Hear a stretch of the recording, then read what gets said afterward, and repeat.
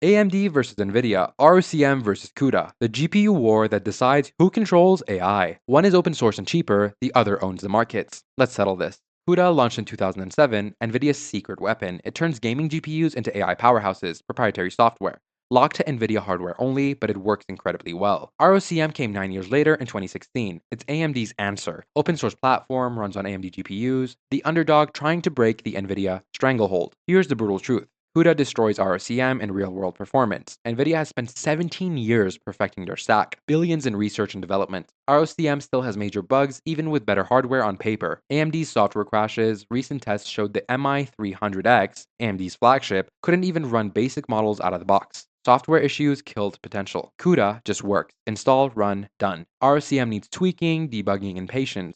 CUDA owns the ecosystem. PyTorch, TensorFlow, every major AI framework runs perfectly on CUDA. Millions of developers, tons of documentation, endless community support. ROCm supports the same frameworks technically, but integration is rough. Fewer developers use it, there's less documentation, and you're on your own for more often. NVIDIA also has specialized tools. Tensor Cores for AI, NVLink for multi-GPU setups. The hardware and software just work seamlessly together. ROCm's one big win is being open source. There's no licensing fees, full customization, you control everything. CUDA is proprietary, locked ecosystem. NVIDIA calls the shots, but that control means stability and polish. AMD also costs less. Their GPUs are cheaper than NVIDIA's for similar specs. If you can get ROCm working, you save money. For professionals and businesses, CUDA wins easily. Reliability really matters. Performance matters, and NVIDIA delivers both. For researchers who want open source control and handle bugs, ROCm offers potential but expect pain. Bottom line, CUDA is the king and it's not close. ROCm has promise but needs years of work. Unless you have specific open source needs or a tight budget, go NVIDIA. The CUDA moat is real. Pick your side in the comments and I'll see you in the next video.